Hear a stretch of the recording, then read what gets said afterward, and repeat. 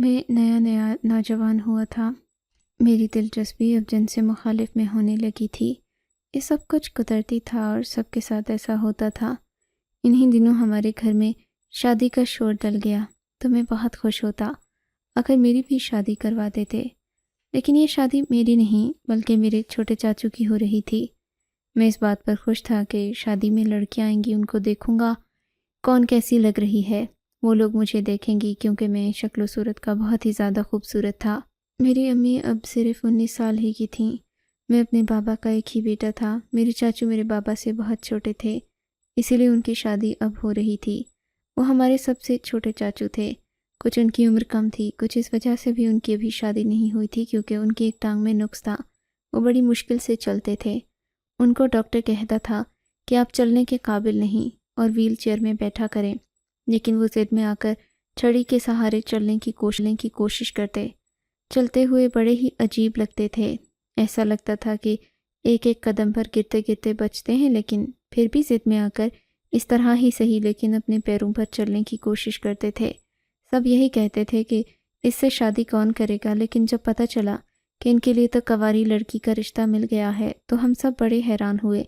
लड़की की तस्वीर देखने को नहीं मिली, लेकिन अब शादी होने वाली थी तो देख ही लेते कि लड़की कैसी है। और मेहंदी वाले दिन जब हम लोग उनके घर मेहंदी लेकर गए तो मैं लड़की को देखकर हैरान रह गया, यानी मेरी चाची। इन्होंने कहा कि हम मेहंदी के दिन ही निकाह भी करना चाहते हैं, लेकिन फिर कल बहुत ज़्यादा काम हो जाएंगे। निकाह की रस्म आज पुरसुकून माहौल में हो जाए तो बेहतर है, ताकि सारी शिकें आराम से लिखवाई जाएं। हमने कहा हमें कोई मसला नहीं है, हम वैसे भी सब आए हुए हैं, निकाह कर लेते हैं, हमें कोई मसला नहीं था। मैं तो सोच रहा था आज हमने कहा न होता तो रात को मैंने ऐसी कोई हरकत ज़रूर करनी थी जिसकी वजह से मैं इस निकाह को रोक पाता, लेकिन मैंने कहा आज ही हो रहा था। मैं भी किसी तरह ये शादी रोकना चाहता था। मेरा दिल कर रहा था चाचू को कहीं गायब कर दूं, खुद जाकर उनकी जगह पर बैठ जाऊं। ऐसा कैसे हो सकता था? मेरी चाची इतनी ज़्यादा खूबसूरत और हसीन थी कि देखकर एक दफ़े मैं तो सोच में पड़ गया कि कहीं मेकअप का कमाल तो नहीं। लेकिन अगर कोई औरत नॉर्मल शक्ल की हो तो मेकअप से उसको इतना ज़्यादा खूबसूरत नहीं बनाया जा सकता। ऐसा लग रहा था जैसे कोई गुड़िया है जो इंसानी रूप लेकर आ गई। मेहंदी पर तो इन्होंने इतना ज़्यादा मेकअप भी नहीं किया हुआ था। उनका कहना था मेहंदी पर दुल्हन को मेकअप नहीं करते, ये उनका अपना रंग रूप है, हमने सिर्फ इनको काजल लगाया है। मैं तो कोई खंबा ढूंढ रहा था जिसमें अपना सर दे मारूं, क्योंकि मुझे भी इसी तरह की लड़कियां पसंद थीं।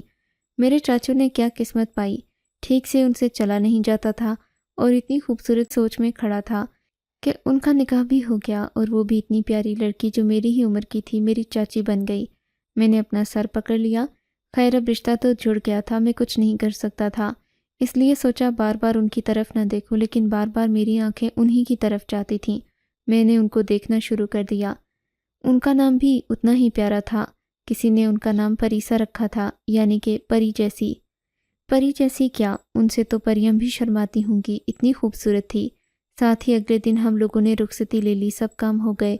वलीमे की रस्म हम लोगों ने नहीं की क्योंकि हमारे बाबा को इस दुनिया से गए हुए कुछ महीने ही हुए थे। इसलिए हमने कहा कि हम वलीमा नहीं कर रहे, तो आप लोगों की खुशी थी, हमने आप लोगों को नहीं रोका कि आप लोग मेहंदी भी करें, बारात भी करें, लेकिन हम लोग एहतराम में नहीं करना चाहते। इन लोगों ने कहा हमें कोई मसला नहीं, हमने अपनी बेटी आपको दी है, इसकी शादी हो गई, अब वो आपके घर का हिस्सा है, आप जो मर्जी करें, उसकी भी वही मर्जी होगी। लड़की के बाप को देख रहा था, उनकी एक और बेटी थी, लेकिन वो उस चाची जितनी खूबसूरत नहीं थी। उन्होंने कैसे अपनी इतनी प्यारी बेटी को एक लंगड़े आदमी के साथ बांध दिया? ऐसी भी क्या मजबूरी थी? कहीं ये मोहब्बत की शादी तो नहीं थी? लेकिन ये नहीं हो सकता था। मेरे चाचू किसी भी लड़की को अपने जाल में नहीं फंसा सकते थे, वो भी इतनी प्यारी लड़की को। वैसे भी वो तो लंगड़ा कर चलता था, या चलो देखा जाए तो एक लंगड़ा कर चलता हो लेकिन शक्ल सूरत का अच्छा हो, ऐसा भी कुछ नहीं था। उसकी शक्ल सूरत भी मुनासिब थी। मैं खूबसूरत था क्योंकि मेरी माँ खूबसूरत थी। वैसे इस ख़ानदान में कोई इतनी ज़्यादा खूबसूरती नहीं थी। मर्द सिर्फ नाम के ही मर्द थे, सख्त हाथ पैर और लंबे काले। उनको मर्द ही कह दिया जाता था। शक्लें तो उनकी ऐसी थीं जैसे पता नहीं पूरा दिन करेले खाते रहे हैं। चेहरे पर ही सख्ती और गुस्सा नज़र आता था। मेरे अपने बाबा भी ऐसे ही थे। میں نے سب کے سامنے کہہ دیا تھا ضرورت ہے، میں ان کو پری چاچی کہا کروں گا۔ سب نے کہا بس ہم بھی اس کے اوپر ہی چاچی ہی کہیں گے، تم نے بڑا اچھا نام رکھ دیا ہے۔ میرے چاچو خاموش تھے، ان کے چہرے پر خوشی نظر نہیں آ رہی تھی۔ ان کو خوش ہونا چاہیے تھا کہ کم سے کم مسکرا تو لیتے۔ کون سا کوئی ظلم ہو رہا تھا ان کے ساتھ؟ جس کے ساتھ ظلم ہو رہا تھا وہ بیچاری تو چپ کر کے بیٹھی تھی۔ رات ہو گئی، اب سب اپنے اپنے کمروں میں جا کر سو گئے، پر مجھے نیند نہیں آ رہی تھی۔ تھوڑی دیر بعد مجھے کسی شور کی آواز آئی۔ پہلے تو گھر میں شور ہی ہو رہا تھا کیونکہ سارے مہمان بھی ادھر ہی تھے، لیکن یہ شور کچھ عجیب سا تھا، ایسا لگتا تھا کوئی مدد کے لیے بلا رہا ہے۔ جب میں اوپر والے پورشن پر گیا جہاں چاچو کا کمرہ تھا تو سامنے کا منظر دیکھ کر حیران رہ گیا۔ میری ماں نے پری کو پکڑا ہوا تھا، اس پر کالی چادر کروائی ہوئی تھی۔ میں نے کہا کیا ہو رہا ہے یہاں پر؟ تو میری ماں نے کہا کہ تم اپنے کمرے میں چلا ان کی طبیعت اچانک سے خراب ہو گئی، ان کو ڈاکٹر کے پاس لے جانا پڑا۔ ڈاکٹر نے کہا شادی میں زیادہ تیل گھی والا کھانا کھانے کی وجہ سے ان کے معدے میں مسئلہ بن گیا تھا، اس لیے طبیعت خراب ہو گئی تھی۔ صبح بھی سب ان کے پاس بیٹھے تھے، وہ سب کو مسکرا کر یہی کہہ رہی تھی کہ میں بالکل ٹھیک ہوں۔ میں نے اپنے چاچو کی طرف دیکھا تو مجھے بڑا ہی غصہ آیا۔ میں نے نظریں نیچی کر لیں، منہ میں بڑبڑانے لگا کہ کیسا فضول آدمی ہے یہ۔ ویسے میرا چاچو تھا، لیکن مجھے ہمیشہ اس پر غصہ آتا تھا کیونکہ اس کی حرکتیں ایسی تھیں۔ اس کے پیر میں نقص تھا، اس لیے دادی نے اسے ہمیشہ سر پر چڑھا کر رکھا تھا۔ گھر کی ساری اچھی چیزیں اسی کی دسترس میں ہوتی تھیں۔ میرے بابا بتاتے تھے کہ اگر گھر میں ڈرائی فروٹ آتا تو صرف احتشام کے لیے، تاکہ اس کی ٹانگ ٹھیک ہو جائے، لیکن اس کی ٹانگ کا ڈرائی فروٹ کھانے سے کوئی تعلق نہیں تھا کیونکہ اس کی ہڈی ہی ٹیڑھی تھی اور وہ دوبارہ ٹھیک ہو ہی نہیں سکتی تھی تو اس میں کوئی غذائیت والی چیز کھانے کا کیا فائدہ؟ باقی اگر کوئی بہن بھائی آپس میں لڑ پڑتے تو میرے زیادہ دادا دادی ہمیشہ احتشام ہی کا ساتھ دیتے، کہتے تھے کہ بیچارہ معصوم ہے، ایک تو بیچارہ معذور ہے، اوپر سے تم لوگ اس کو مارتے ہو۔ یہ بات ٹھیک نہیں کہ وہ معذور تھا، لیکن اس نے اس چیز کا بہت فائدہ اٹھایا اور اپنی ہر بات منوائی۔ ابھی بھی اس کا کمرہ باقی سب کے کمروں سے اچھا تھا۔ میری امی اور میری تائی صحیح بات ہی کر رہی تھیں، کہہ رہی تھیں دیکھو ساری اچھی چیزیں اسی کے پاس تھیں، اب وہ ساری اچھی چیزیں اس کی بیوی کی ہو گئیں، اب یہ بھی ہم پر حکومت کرے گی، اس کا میاں ہی اتنا ضدی ہے، یہ خود بھی ایسی نکلے گی۔ میں بار بار پری کی طرف دیکھتا رہا، میری نظر پھر ادھر چلی جاتی، اگر وہ کہیں پاس بیٹھ جاتی میں اس کا جائزہ لینا شروع کر دیتا کہ اس کے پاؤں کس قدر خوبصورت ہیں، ہاتھ کتنے پیارے ہیں، آج اس نے کون سے رنگ کے کپڑے پہنے ہیں، کیا یہ کپڑے اس کو اچھے لگ رہے ہیں، اس میں کپڑوں کے ساتھ یہ چوڑیاں بھی پہنتی ہے، ہلکا سا نفیس سا میک اپ اس پر کتنا اچھا لگ رہا ہے۔ میں اس کا جائزہ لینا شروع کر دیتا، جو مجھے بالکل بھی نہیں کرنا چاہیے تھا۔ میں نے آج تک کسی عورت کو اتنے غور سے نہیں دیکھا تھا، اس طرح سے تو کبھی نہیں دیکھا تھا۔ میری نظر گہری ضرور تھی، لیکن میری نظر بالکل پاک صاف تھی، میری نظر میں ایسی کوئی بات نہیں تھی، بس مجھے اس کو دیکھنا اچھا لگ رہا تھا۔ میں دیکھ رہا تھا، ساتھ میں یہ بھی نہیں چاہتا تھا کہ اس کے ساتھ کچھ برا ہو یا اسے تکلیف پہنچے۔ میرے دل میں اس کے لیے نیک جذبات تھے، شاید اس کو عقیدت کہتے ہیں۔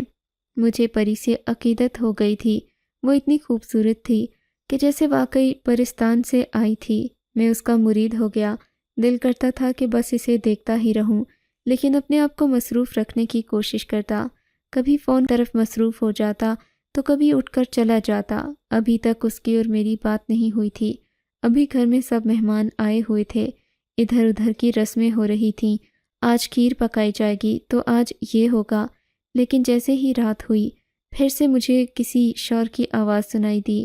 مجھے ویسے ہی نیند نہیں آتی تھی، میں گھر کی لابی میں جا کر کھڑا ہو گیا۔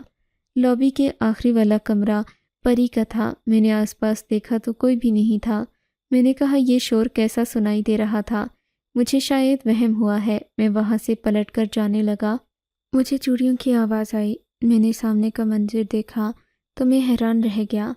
پری پاگلوں کی طرح بھاگتی ہوئی میرے پاس آئی، میرا ہاتھ پکڑ کر میرے پیچھے چھپ گئی، مجھے کہنے لگی مجھے بچا لو، مجھے بچا لو، یہ آدمی مجھے مار ڈالے گا۔ میں حیران رہ گیا کہ یہ سب کیا ہو رہا ہے، یہ اتنی ڈری ہوئی کیوں ہے؟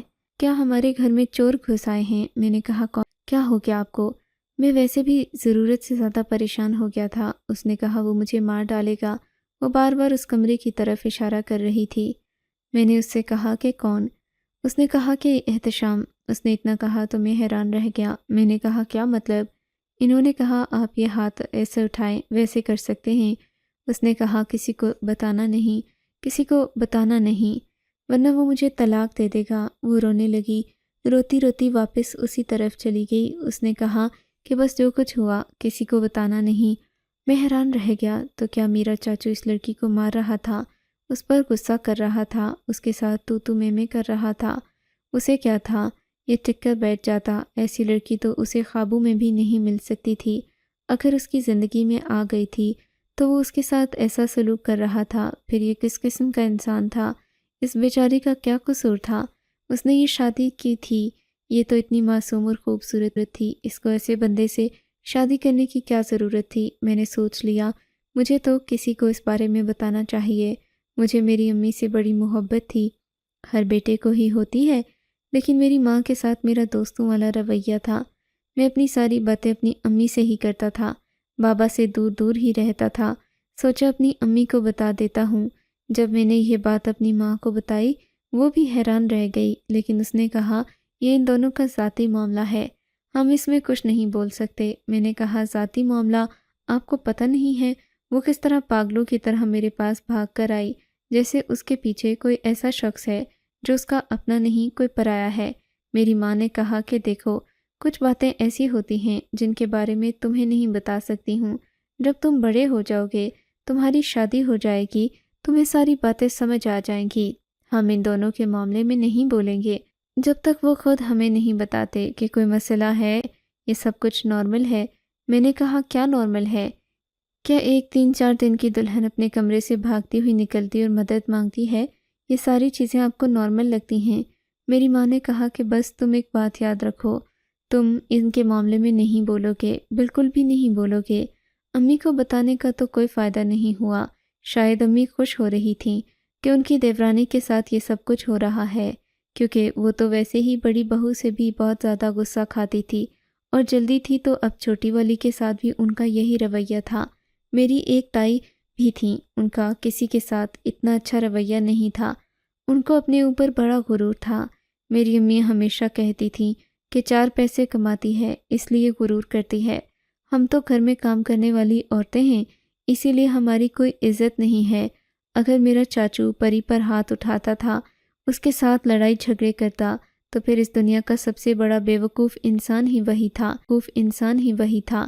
اتنا ہی پیاری بیوی ہو تو بڑے سے بڑا آدمی اس کے پیروں میں بیٹھ جائے، اور یہاں پر یہ ناشکریاں کر رہا تھا۔ اس طرح تو یہ لڑکی اس کے پاس نہ رہتی اور بھاگ جاتی، ویسے اس کے ساتھ یہی ہونا چاہیے۔ وہی تو امی نے کہا تھا کہ تم نے ان دونوں کے معاملے میں بالکل بھی نہیں بولنا، اس لیے میں خاموش ہو گیا تھا۔ ایک دن میں نے دیکھا پری بلکہ بیٹھی رو رہی تھی۔ میں وہاں پر گیا تو وہ بہت اداس ہو کر بیٹھی تھی۔ میں نے کہا کیا بات ہے، کیوں بیٹھی ہیں یہاں پر؟ کہنے لگی میری زندگی برباد ہو گئی، میں نے اس آدمی کے ساتھ شادی کیوں کی، مجھے نہیں کرنی چاہیے تھی، اب میرے پاس واپسی کا کوئی راستہ نہیں ہے، میں بہت زیادہ پریشان ہوں، بہت زیادہ دکھی ہوں۔ میں نے کہا بات کیا ہے؟ اس نے کہا وہ مجھ سے پورے 15 لاکھ روپے مانگ رہا ہے، کہتا ہے تم جہیز لے کر نہیں آئی، مجھے 15 لاکھ روپے چاہیے۔ میں حیران رہ گیا، میرا چاچو جیسا بھی تھا لیکن وہ ایسی بات نہیں کر سکتا تھا، پر پھر میں نے سوچا کسی کا کیا حیران رہ گیا، میرا چاچو جیسا بھی تھا لیکن وہ ایسی بات نہیں کر سکتا تھا، پر پھر میں نے سوچا کسی کا کیا پتہ چلتا ہے، ہو سکتا ہے یہی اس کی حیثیت ہے۔ تو میں نے کہا 15 لاکھ روپے، لیکن ہمارے بڑوں میں تو کسی نے اس بات کا مطالبہ نہیں کیا۔ اس نے کہا مجھے پتہ ہے آپ لوگ بہت اچھے ہیں، لیکن یہ مطالبہ میرے شوہر نے کیا، وہ کہتا ہے کہ روپے کا انتظام کر کے لاؤ اور بغیر کسی کو بتائے مجھے دے دو۔ میں اپنے ماں باپ سے کیسے 15 لاکھ روپے مانگوں؟ ہم لوگ کو اتنے زیادہ امیر بھی نہیں ہیں، بس اچھا کھاتے پیتے ہیں، چھوٹا سا گھر ہے، ہمارے پاس تو گاڑی بھی نہیں ہے، ہمارے گھر میں تھوڑی نہ 15 لاکھ روپے پڑے ہوں گے، اس لیے میں بہت پریشان ہوں، رو رہی ہوں، سمجھ نہیں آ رہا کہ کیا کروں۔ کاش کوئی تو ایسا ہوتا جو میری مدد کر پاتا۔ اس نے نظریں جھکا لیں۔ میں نے فوراً کہا میں ہوں نا آپ کی مدد کرنے کے لیے۔ اس نے کہا تم 15 لاکھ کا انتظام کر سکتے ہو؟ میں نے کہا میرے پاس تو اس وقت 15,000 بھی نہیں ہیں۔ اگر اس آدمی کو 15 لاکھ روپے نہیں ملے تو یہ مجھے اسی طرح سے ٹارچر کرتا رہے گا، مجھ پر ہاتھ اٹھاتا رہے گا، میرے ماں باپ کو بھی بری بری باتیں کرتا ہے، تو یہ سب کچھ برداشت نہیں ہوتا۔ میں نے کہا اتنے برے انسان کے ساتھ آپ نے شادی کیوں کی؟ آپ کے ماں باپ نے دیکھا نہیں وہ لوگ کس خرابی کا شکار ہوتے ہیں؟ وہ صرف بہت زیادہ ضدی ہو جاتے ہیں۔ میرا چاچو بھی ایسا ہی ہے، اس نے سب کو سر پر اٹھایا ہوا ہے، اس کو بگاڑنے والی میری دادی ہیں، انہوں نے یہ سب کچھ کیا ہے۔ اس نے کہا مجھے کیا پتا تھا کہ تمہارا چاچو اس طرح کا نکلے گا، میرے ماں باپ نے تو بس دیکھا کہ شریف لوگ ہیں۔ دل میں یہ سوچ کر حیران تھا کہ اس کے ماں باپ نے یہ نہیں دیکھا کہ لڑکے کے ساتھ اتنا بڑا مسئلہ ہے، اور اپنی جوان جہاں خوبصورت لڑکی جو بہترین سے بھی زیادہ اچھی تھی اس کو اس گھر میں بھیج دیا۔ ایسے بھی کون سے خزانے لگے تھے ہمارے گھر میں، ہم کھاتے پیتے امیر لوگ تھے، لیکن پھر بھی کوئی اتنے زیادہ بھی امیر نہیں تھے۔ ہمارے گھر کے ہر کمرے میں تو اے سی نہیں تھا، بس ہم درمیان والے ہی تھے۔ بس یہ تھا کہ گھر میں کمانے والے زیادہ تھے، اس لیے آمدنی اچھی آتی تھی، لیکن جو بیچارے کمانے والے تھے ان پر کیا گزرتی تھی؟ ان کو یہی پتہ تھا کہ ذلیل ہو کر یہ ایسے کمایا کرتے تھے۔ میں نے کہا میں کوشش کرتا ہوں، میں پری کے لیے کچھ بھی کر سکتا تھا۔ اب اس کے ماں باپ نے غلطی کر دی تھی تو اس میں اس کا کیا قصور تھا؟ اس کو جلنے کڑنے کے لیے تو نہیں چھوڑ سکتا تھا۔ میں نے سوچا گھر میں تجوری میں سے پیسے نکال لیتا ہوں، یہ پیسے وہ اپنے میاں کو دے گی، یعنی میرے چاچو کو، تو پیسے تو واپس گھر میں ہی آئیں گے۔ جب پھر پیسے چاچی کے پاس آ جائیں گے تو کسی طرح چاچو سے چوری کر کے واپس تجوری میں رکھ دوں گا۔ ویسے بھی اس گھر کا بڑا بیٹا کزنوں میں سب سے بڑا میں تھا، مجھ پر کسی کو شک نہیں ہونے والا تھا، مجھ پر تو سب لوگ بھروسہ کرتے تھے۔ تجوری کی چابیاں بھی اکثر مجھے پکڑا دی جاتی تھیں کہ فلاں بندے کو پیسے بھیجنے ہیں، سیف میں سے نکال کر دے دو، بجلی کے بل جمع کروا دو یا گھر کا راشن لے آؤ۔ میرے لیے اتنا مشکل نہیں تھا، میں نے سوچ لیا میں ایسا ہی کروں گا۔ میں نے تجوری کے معاملات پر نظر رکھنا شروع کر دی کہ چابی کس کے پاس ہوتی ہے، کیا ہوتا ہے، کیا نہیں ہوتا، کس ٹائم پر وہاں کوئی موجود نہیں ہوتا، اور میں کیسے پیسے نکال سکتا ہوں۔ ساتھ ساتھ میں اپنی چاچی کو بھی بتا رہا تھا کہ اس میں مدد کرنے کے لیے اب یہ سب کر رہا ہوں اور 1-2 دن میں اس کا کام ہو جائے گا۔ وہ بھی بار بار پوچھتی تھی کہ میرا کام کب ہوگا۔ روز رات ان کے کمرے سے لڑنے جھگڑنے کی آوازیں آتیں۔ میرا کمرہ سب سے قریب تھا، اسی لیے مجھے پہلے سنائی دیتی۔ باقی سب گھر والوں نے تو منہ میں دہی جما رکھا تھا، کوئی کچھ بولتا ہی نہیں تھا۔ مجھے اپنے چاچو پر حیرانگی ہوتی، ایک تو ایسا انسان، اوپر سے اتنی اچھی لڑکی مل گئی، پھر شکر ادا نہیں کر سکتا۔ دنیا میں پہلا ایسا ناشکرا مرد دیکھا تھا۔ مجھے میری چاچی سے محبت ہو گئی تھی، تبھی میں اس کے لیے سب کچھ کر رہا تھا۔ مجھے ایسا سوچنا بھی نہیں چاہیے تھا، میں سوچنا چاہتا بھی نہیں تھا، میرے دل میں کوئی برا ارادہ نہیں تھا، لیکن بس یہ دل میں ایک بات آ گئی تھی۔ تو اب کیا کر سکتے ہیں؟ آپ کے دل میں کسی کی محبت آ جائے تو آپ کیا کر سکتے ہیں؟ میرا آج رات کا پلان تھا، میں نے پیسے نکال لینے تھے، سب کچھ بالکل میرے پلان کے مطابق ہی ہو رہا تھا۔ جب مجھ سے پری ملنے کے لیے آئی تو اس کو کبھی پری چاچی نہیں کہتا تھا، میں اسے ہمیشہ پری ہی کہتا، جبکہ میں نے اس کا یہ نام رکھا تھا۔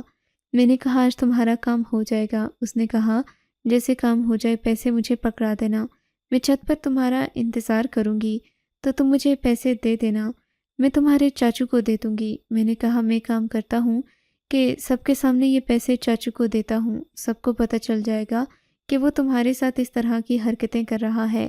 اس نے کہا نہیں، ایسے تو تم پھنس جاؤ گے، وہ کہیں گے تم نے یہ پیسے کہاں سے لیے۔ میں نے کہا میں کہہ دوں گا، میرا جو امریکہ میں ہوتا ہے سب گھر والوں کو اس کے بارے میں پتہ ہے، اس کے لیے 15 لاکھ روپے دینا کوئی بڑی بات نہیں، اور یہ ایسا ہی ہے جیسے اس نے 15,000 روپے دیے ہوں، اس میں کوئی شک نہیں کرے گا۔ میں نے کہا آرام سے تمہارے شوہر کی کلاس لگوا سکتا ہوں، اتنا تو اس کے ساتھ ہونا چاہیے، وہ تمہارے ساتھ بہت غلط کر رہا ہے۔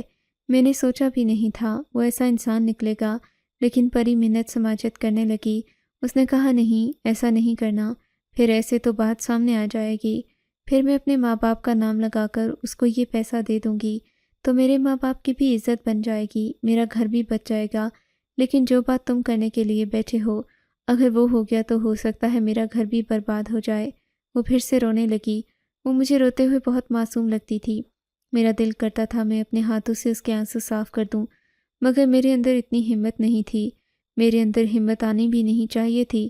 میں نے کہا ٹھیک ہے، میں تمہیں پیسے دے دوں گا، تم چھت پر آ کر پیسے لے جانا۔ میں نے بڑے آرام سے پیسے نکال لیے، پری کے حوالے کر دیے۔ پورے 15 لاکھ روپے تھے۔ خود میں جا کر سکون سے سو گیا۔ اس نے میرا شکریہ ادا کیا۔ شکریہ ادا کرنے کے لیے اس نے میرا ہاتھ پکڑا ہی تھا۔ میں تو اپنے ہاتھ کی طرف دیکھتا رہ گیا، دیکھتا دیکھتا سو گیا۔ صبح ہوئی تو شور پر میری آنکھ کھلی۔ سب لوگ بری طرح چلا رہے تھے، سب سے زیادہ میرا چاچو۔ اس نے کہا میری بیوی بھاگ گئی، میری بیوی گھر سے بھاگ گئی اور گھر سے پیسے لے کر بھاگی ہے۔ میں نے جب یہ خبر سنی تو میں خاموش ہو گیا۔ میں نے کسی کو یہ نہیں بتایا کہ پیسے تو میں نے نکالے تھے، لیکن یہ سن کر حیران رہ گیا کہ وہ گھر سے بھاگ گئی۔